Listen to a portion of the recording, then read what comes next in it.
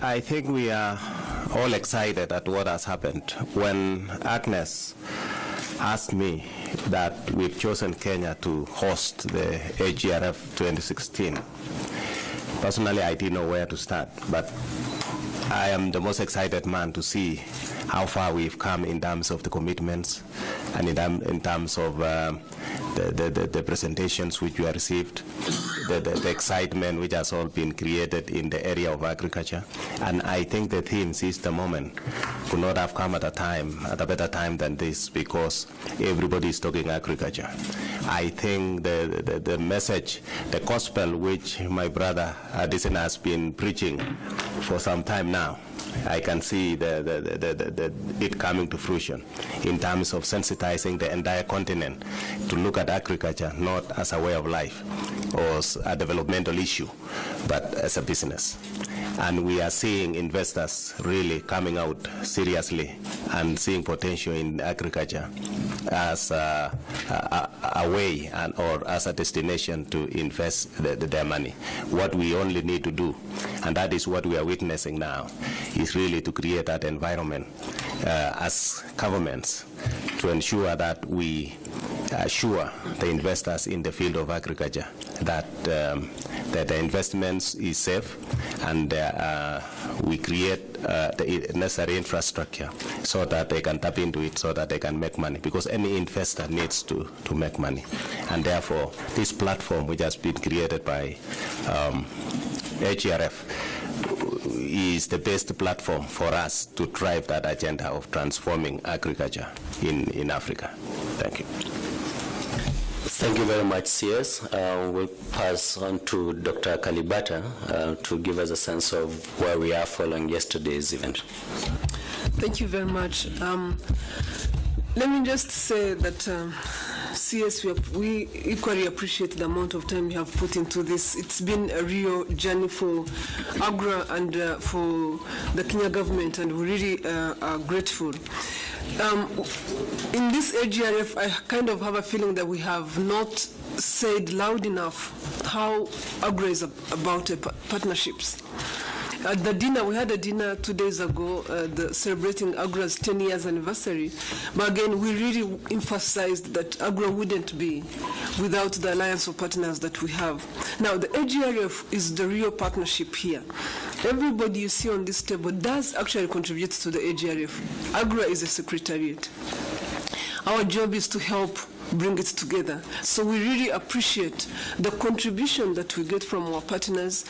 We appreciate the contribution to the Africa Agricultural Status Report that is peaking, which was launched at the beginning of the forum, and that provides a sense of where the continent is at. And this year's sense was about where Africa actually is in terms of how it's rising with regards to agriculture, in our own words, as Africans who have been experiencing it. Yes, we did see that we are rising. We did see that we are still ways short of where we should be. And this year's AGRF seized the moment to actually say that we are making progress, but you know what? That progress will not happen if we don't take the next 10 years as seriously as we have taken the last 10 years, because Africa has never been short of interventions when it needed interventions. It has always been short of consistency. Consistency in investments, consistent in policies. And yesterday we had 2 presidents that are committed to champion the cause of agriculture on the continent, that are committed to bring other fellow presidents on board and to keep talking about how Africa cannot get anywhere without its agricultural sector, as President Akin said in the morning.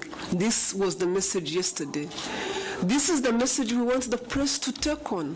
This is not a war we can fight alone. This is something you can actually do probably better than we can do. Agriculture can actually transform this continent, but we need to do a few more years of consistent hard work. Thank you. Thank you very much, Dr. Kalibata. And it's good that we have representation, Dr. Kalibata, Her Excellency Rhoda Peace, and Dr. Adesina, presenting Pan-African institutions, so they have a very broad overview of the issues. And I pass over to you, Dr. Adesina. Thank you very much. Let me first and foremost say I'm so delighted that the journalists are all here, and for a reason. When we talk about seize the moment, what moment are we talking about? The moment we're talking about is a situation where Africa today faces economic headwinds. The price of commodities are falling, but Africa is spending a lot of its money importing food. Africa, in my view, has no business importing food. Africa should be exporting food, given the amount of land that it has. So if there's a time to seize that moment and to allow African economies to diversify rapidly, it's now. Because the impact of that food import, we're spending $35 billion a year importing food now. That money is going to rise to $110 billion in 2025. That's not far from now. And that has a lot of implications, serious ones. Implications for us in terms of current account deficit for our countries. Implications for us in terms of the fiscal balance domestically. Implications for us in terms of lack of jobs, because we're exporting jobs each time we're doing that. Implication of rising poverty in rural areas.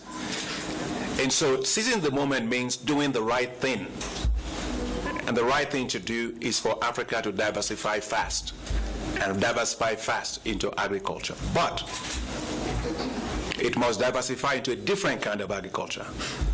It must diversify into agriculture not as a way of life, but agriculture as a business. Add value to every single thing that Africa produces.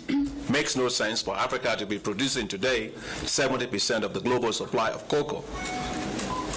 We account for only 2% of the global market of $100 billion a year for chocolates. We don't produce it here. What's the brain surgery in doing that? And so, seizing the moment also is how Africa must develop its agricultural value chains and add value to every single thing that it produces. Seizing the moment also is about making agriculture more modernized. Not something that people just say is for people in the rural areas. Modernized, more productive, efficient, competitive agriculture. That's what we are all talking about here. And I think that when you take a look at us from the African Development Bank, we are committed to supporting African countries massively on this issue. Of course, we just launched our initiative to invest $24 billion over 10 years into agriculture in helping African countries to develop their agricultural value chains. And our goal is basically four things. First, to end extreme poverty. Africa, what are we doing with poverty? We can't export it. It's not we cannot become a museum of poverty. So ending extreme poverty means you must turn agriculture around. Secondly, is ending the situation that we have with malnutrition. Malnutrition is very pervasive in Africa today, and as I said, if you look at children that are stunted today, it means you're looking at economies that are going to be stunted tomorrow. And so we have to end malnutrition and stunting. The third one is to make sure that Africa turns itself from being a net food importing region into a net food exporting region, given the amount of resources we have. That's the reason God gave us all those resources. We shouldn't waste it. And lastly is that in the commodities we produce, cocoa, coffee, tea, all this stuff, Africa should not be at the bottom of the value chain. We should be at the top of the value chain through agro-allied industrialization. So when we talk about seizing the moment, we're seizing the moment to push Africa forward in agriculture, because that's what Africa has going for it. Just to close, I want to also say something about the importance of getting young people into this sector. 10, 15 years from now, if we don't do that, you and I will have nobody to feed us, because the rapidly aging population is 60 years old, average age of farmers. So we must get young people into agriculture. That's why at the bank, African Development Bank, we launched an initiative to say It's called Enable. Is to create new generation of agribusiness entrepreneurs and be able to create roughly 25 million jobs in 10 years via agriculture. So we are delighted to be partnering with AGRA, also partnering with the Cabinet Secretary here in Kenya. They are a great example in agriculture. And, of course, our laureate, Dr. Kanayo Nwanze, under the leadership also of the African Union in terms of mobilizing political support. So I just want to say that I have been in agriculture for a very long time. This is the time that everything seems to be coming together on finance, on technology, on institutions, and on political will to drive this change. And so we couldn't be more excited than to be here. So thank you. Thank you very much, President Adesina. We appreciate your remarks, and we'll hear from Commissioner Rhoda Peace on mobilizing this political will. Thank you very much, colleagues, the panel members here. The media actually is extremely important for us because you work as our mouthpiece to get out the message out there, so that the population of Africa is able to know what is happening on the continent. This platform, which we have had during this week, where we have focused on seizing the moment, is actually helping us to reflect once again on how we can implement better the commitments of the heads of state. The heads of state have come forward to say agriculture mattered yesterday, agriculture matters today, it matters even more tomorrow. Therefore, we must put all our acts together to see that we transform agriculture on the continent in order to lift Africa out of poverty. Because there is no other sector which can do as much work, which can create jobs for the people, which can create wealth, which can create food. You can't live without food. So we must do everything possible to have an agri-food industry on the continent coming out and competing better in the global field. As you know, we must also account for what we are doing. So when we are here in seizing the moment, we are reflecting on who is supposed to do what. Accountability. We must hold one another accountable. We must put in place indicators to show that actually we are going to meet what the heads of state have set out to do. They make policies, and we are the doers, and we have to do it. So as we do that, we must bring everybody on board. Actually, this is the right time. Africa has got the right market. You look at the urbanization, which is really happening on the continent. Everybody is running to the what? To the urban centers. But then we don't have really well standardized food. The agri-food chain is not there. We look to Europe. We trade more with Europe than trading amongst ourselves. The market is here. Let us produce for our own market. But we produce the food which is quality, which is nutritionally secure. As the ADB president has said, why should we have stunted people when we have food? We have vegetables, we have fruits, we have everything. We also have to look at all those aspects which are also in the commitments of the heads of state. Actually, 2025 is quite far. If we seize the moment now and we keep on track, we catalyze each and every process, I know we can make it before 2025. What is difficult? We have our young people. We have to make agriculture attractive as a business.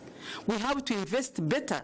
We must use science and put it at the center of agriculture, and we prepare and transform the sector the way it should be, so that the outside world becomes envious of Africa. Why should our people, our young people, drown in Mediterranean Sea when we have all this potential which we can't eat?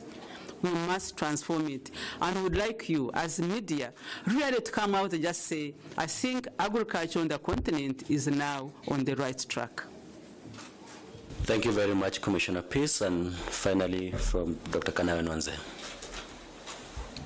Thank you very much. Thank you particularly for giving me an opportunity to speak once more in the presence of the media. And as former speakers have said, you are very vital in being the voice of the people that we serve and that we work for. President Adesina has basically said everything that I would have said, because we basically come from the same parents, if I say that. So fear of repeating what he said, I will focus on two aspects. There's no doubt that over the last 10 years, Africa has made some progress in the agricultural sector. 10 years ago, we would not have a panel of this sort talking about agriculture the way we are talking about it today. We had not made progress with CAADP as we have today. But I think, while I would not want to contradict my sister, 25 years is not a long time to go. It's less than 10 years from now. It will go just as fast as tomorrow will come and go. So we have no time. I think the emphasis is on time. As President Adesina said, the headwinds are really not in our favor. And this is the right moment for us to seize the opportunity. I want to congratulate AGRA and, of course, the government of Kenya for hosting this year's AGRF. There's a lot of takeaway messages. For me, the future of this continent is in the hands of our younger generation. But I will urge them not to wait for government. The opportunity is out there. There has to be a change of mindset. You can create the opportunities yourselves. It takes motivation. It takes determination. And it takes belief in yourself. Yesterday, I gave the example of a young Nigerian beekeeper who only within the last 5 years went from a few beehives to over 400 beehives, and has got certification to export his honey to the European Union. All he needed was a little bit of help. He wasn't waiting for government. He just participated in a small project that IFAD had financed. I gave the example of the milk subsector, where 1 million small producers supply 80% of the milk to the milk industry here in Kenya. And a lot of them are young people as well. So agribusiness is not just primary production. It's along the value chain. Simple buying and adding value to produce is also part of agribusiness. Transformation is also part of agribusiness. Using digital technology, simple mobile phone telephony technology is also part of it. So please grab the moment, seize the moment. The future is yours. And I hope that what we have left for you is only a legacy, and that you will aspire to do better than we have tried to do. Remember that change does not happen by chance.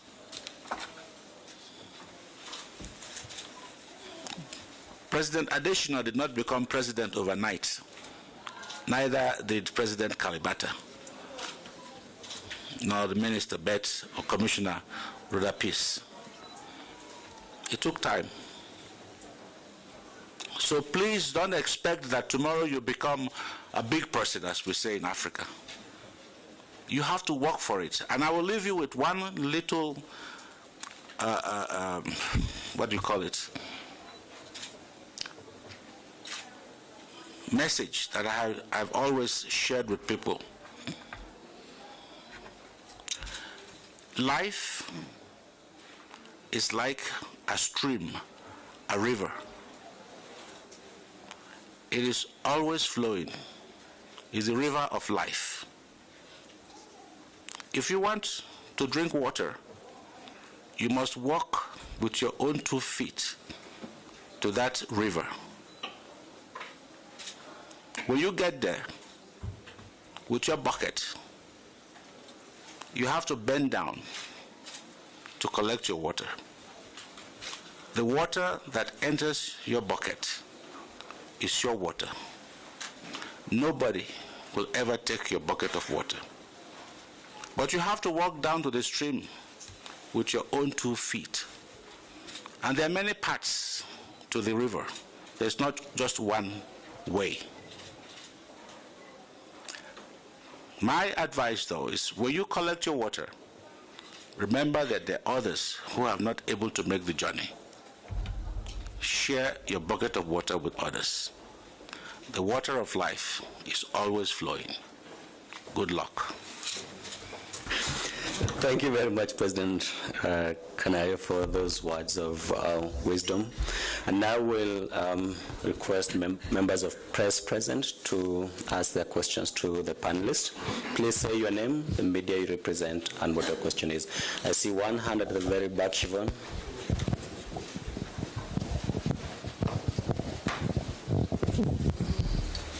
Hello, my name is Siobhan Cassidy. I represent the African News Agency. My question is for Dr. Nwanze, and I hope my colleagues won't feel that I'm going too much off the topic when I ask him. He mentioned last night in his speech that he will be soon retiring from IFAD, and I wonder if there is any chance that we can hope he's going to come home and roll up his sleeves and help us in local politics, I would say. That's your bucket. That's your Yeah, please, go ahead. I can assure you that I'm going to return back to Nigeria. That's my plan. But when I'm going to go into politics, I don't know. There's a lot of work to do, as I said yesterday, with our younger generation. And as you can read from this press release, I think, by AGRA. Those of us who have been fortunate to achieve so much over a rich and full lifetime must now do everything in our power to provide our young people with opportunity and hope. That's exactly what I want to do. I still have some years, I believe, and I still have some energy. I want to devote my time and energy to inspiring, to supporting, mentoring, and guiding our younger generation in agriculture or agribusiness, but not to enter into politics. If I did, I would not be able to speak as frank as I spoke yesterday. Thank you. We had a hand up, Mercy. Hand, come.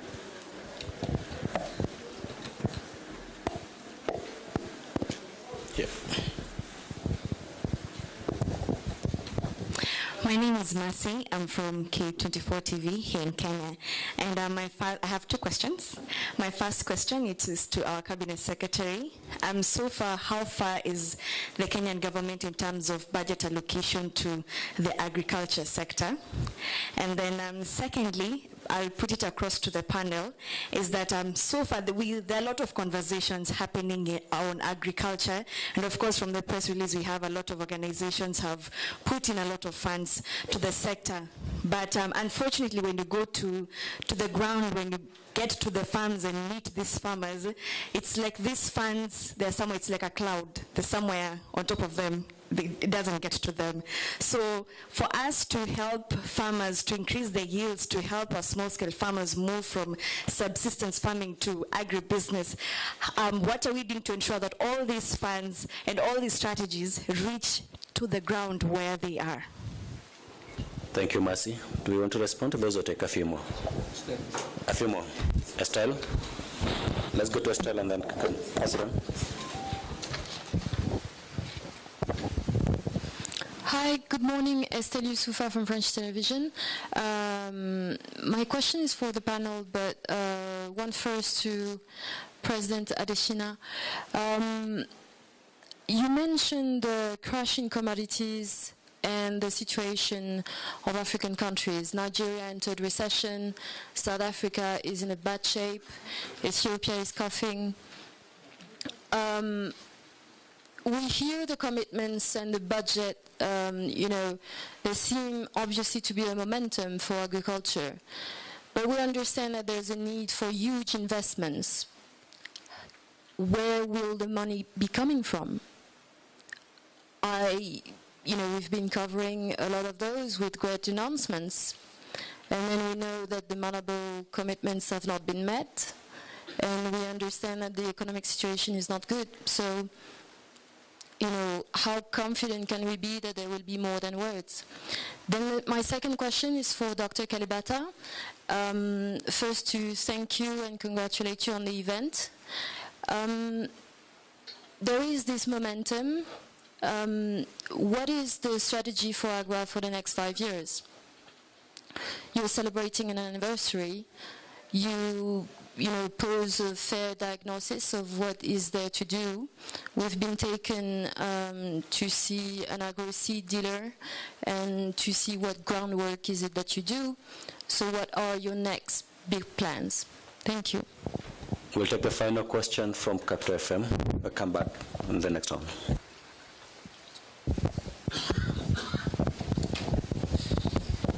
My name is Kennedy from Capital FM.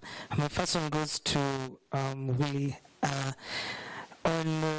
We've had all these events coming to Kenya, and for this one, what exactly has Kenya gained? We had the president yesterday talking about $200 million for over the next 5 years. What are we expecting it to do to the Kenyan farmers?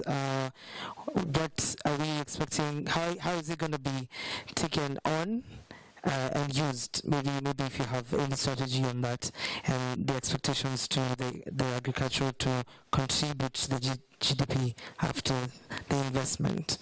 And then for AFDB, what is the role of AFDB in enhancing sustainable urbanization in Africa? Thank you, Kennedy. I think we respond to those questions first. Yeah, I have put on my lights so that I could answer the two questions and really beg to leave because I'm attending another meeting shortly after this. The first one was on budget. I want to assume you are talking of budget in relation to the commitments of Malabo, the 10% commitment by countries. As we speak now, and as the president of IFAD said, the question is not where are we. The question is where were we and how far have we come.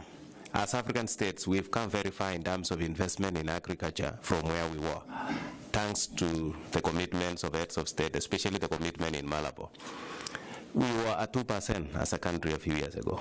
As we speak now, we are at 6%, which to me, I think it is improvement.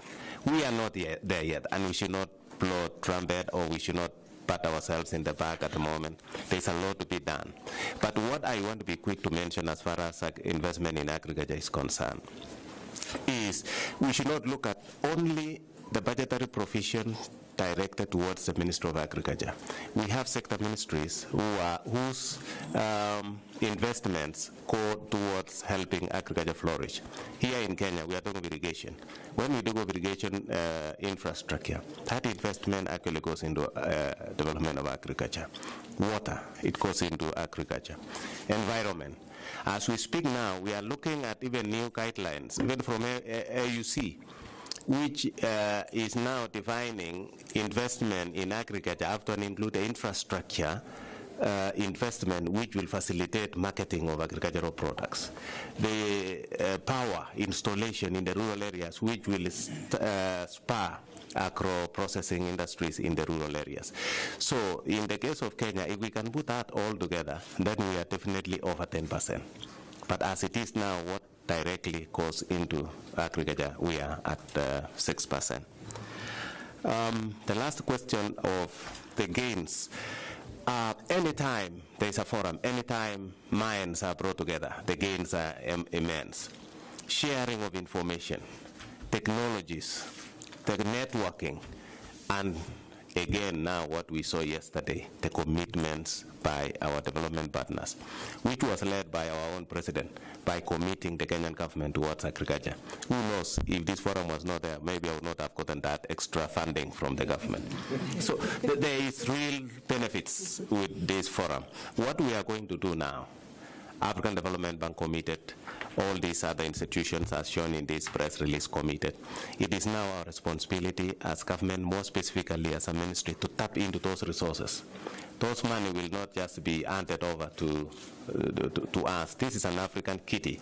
So what we are going to do is to ensure that we become proactive and tap into those resources by making sure that we put across requests in terms of proposals so that we fund our programs using the commitments which has already been met.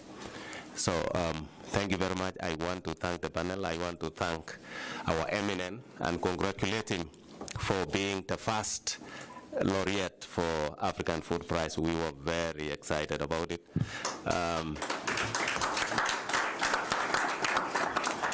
Thank Adesina. Of course, he has been a preacher of agriculture in Africa, and I think we really need another prize for Agin. I can't thank Agnes anymore, more than everybody has done, pulling this thing together and doing wonderful things for African small-scale farmer for the last 10 years. We challenged her that now the next 10 years should see now the real transformation. I'm saying this because I want to excuse myself, and thank you very much, the media, for your concern in agriculture at this time as well. The president did not speak at all. So I'll tell you what my president said because I was there. I'll tell you what President Kagame said. 3 things. He said 3 things. One, he said that Africa has an opportunity through value chain development to employ youth. And so if we go after our value chains and we go after the $35 billion that we are using to import food, we can adequately employ our youth. That was not captured. He said that Africa has the mechanisms it needs to deliver. A few countries have done that. If only we can learn from some of those delivery mechanisms, we will be able to deliver. The last thing he said, of course, he gave an example of what he's doing in Rwanda through the performance contracts to ensure that delivery is happening. He makes sure that the people get the money and then puts the performance contracts in place. The last thing he said, he said, we have talked enough. We have talked enough. I think he wouldn't be President Kagame if he didn't say that. He said, we have talked enough. We need to go down and do what we need to do. So that was the first amendment, what he said, because he was here, he's ready to champion African agriculture, to take it to other leaders. We need to recognize his presence and what he did. So the next amendment I wanted to do is, we had a ministerial discussion yesterday, coming all the way from the accountability session that we had. The ministerial session did come up with really ministers trying to understand what was working in a few countries that they could learn from and what was not working for them. And I think it's very, very critical that we do recognize that, because we are not short of commitments. We are short of implementation, getting to the ground and getting these things done. So yesterday was really a great opportunity for people to hear what they could do differently, and I think we need to recognize that, because this conversation will keep coming back. So having made the amendments, let me go to my question, to the question that I was asked. So the question around what AGRA is going to do in the next 5 years of its strategy, we've learned a lot of things. In the last 10 years, we've been on the ground, working with so many people, working in partnerships, really having great people in AGRA that were championing the cause, the whole idea of a green revolution in Africa. In that process, and again, basing on some of the discussions that have happened here, there's a need to continue supporting our governments to come through on implementation. Whatever we can do as an institution to work with our governments to come through on how they implement the program they're supposed to implement so that we take it to the farmer. We'll do whatever it takes.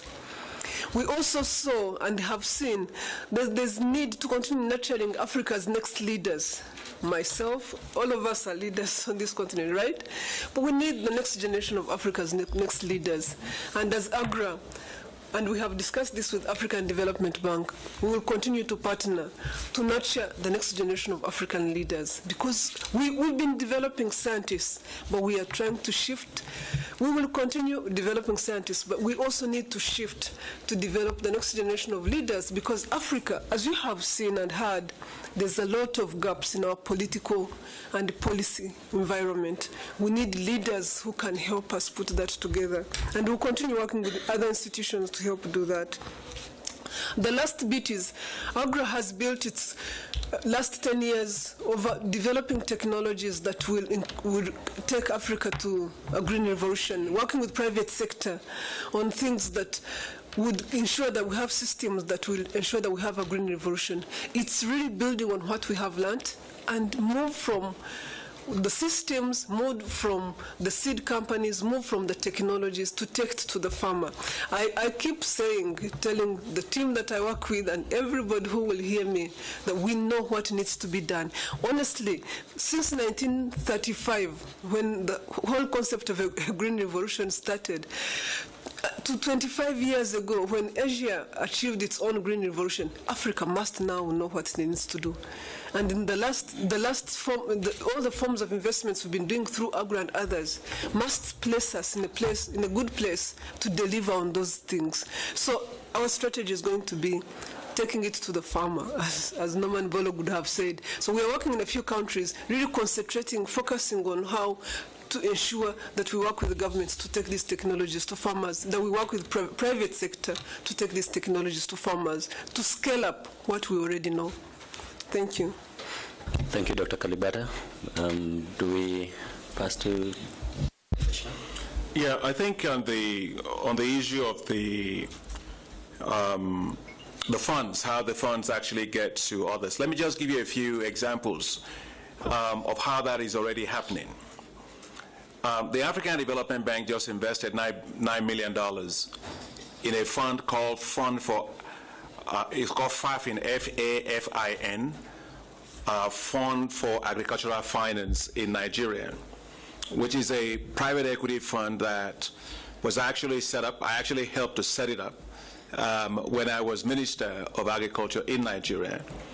But that fund has received significant amount of financing from others, including KFW, IFC, and others. We just put in $9 million into it to provide access to long-term capital to small and medium-sized enterprises, because the problem these small and medium-sized enterprises have is not commercial finance from banks in most cases.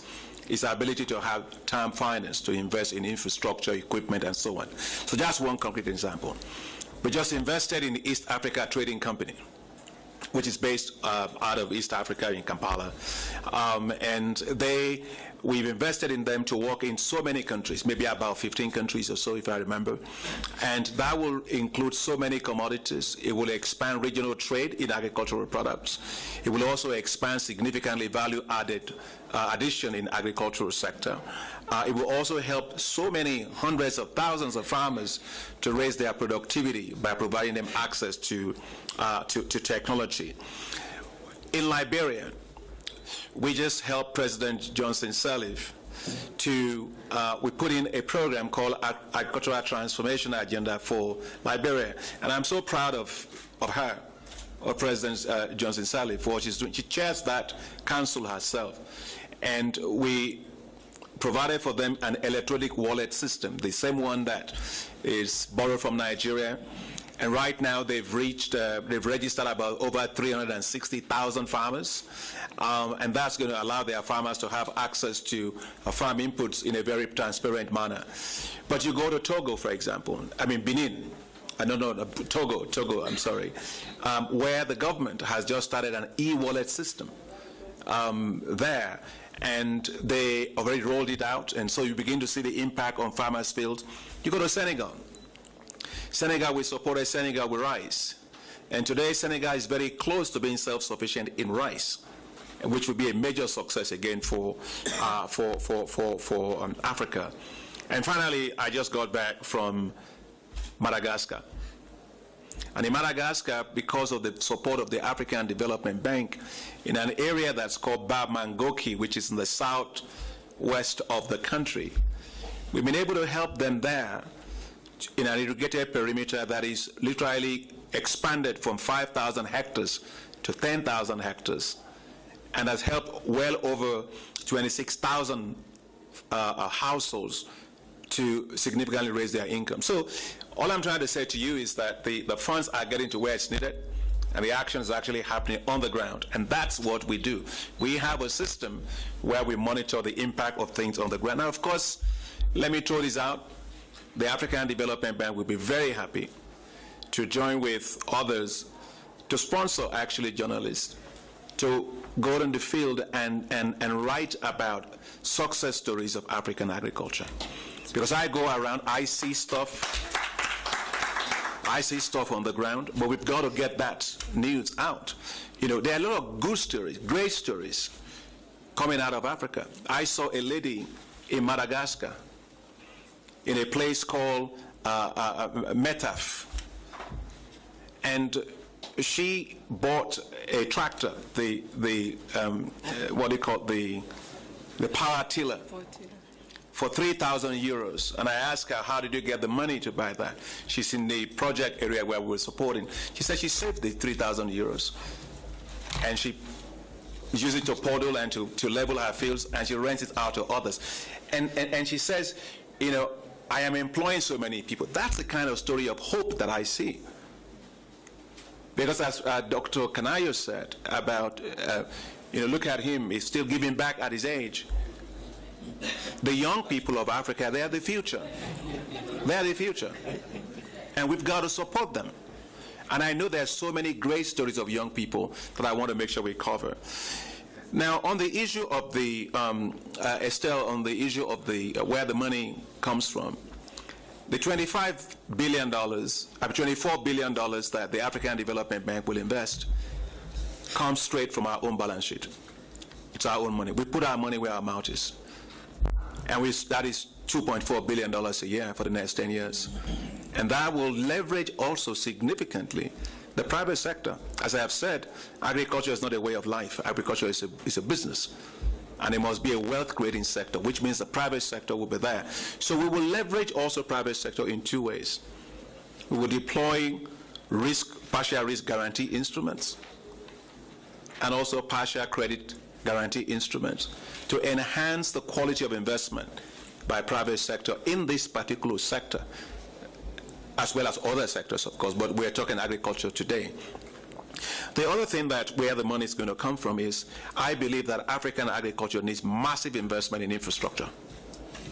Infrastructure on roads, infrastructure on rail to move hinterland things to the ports and so on, but also infrastructure in irrigation and several other things. I believe the money to invest in infrastructure is right here in Africa.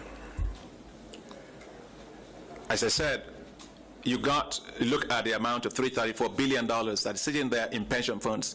Those monies are being invested today in treasury bills outside of Africa where they're earning negative real rate of return. But if you're investing them in infrastructure in Africa where the rate of return is high, that's the way it should be. But how will that happen? The bank will work with the pension funds in Africa to de-risk their investments so that they can invest in critical infrastructure on this continent. A critical area that we must solve, of course, has to be energy.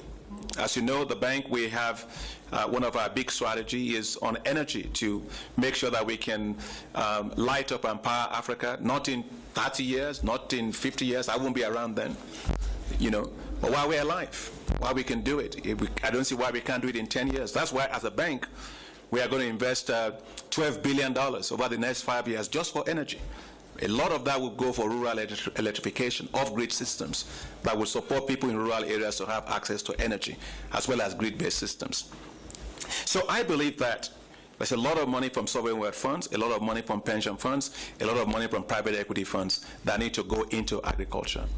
The last question I want to take on is Kennedy's question on the urbanization. The urbanization that we have in Africa today is disorganized urbanization. It's not structured. People just move out of rural area. And why do they move? The agricultural sector is not working for them. So there's a lot of poverty, and people move into the urban areas.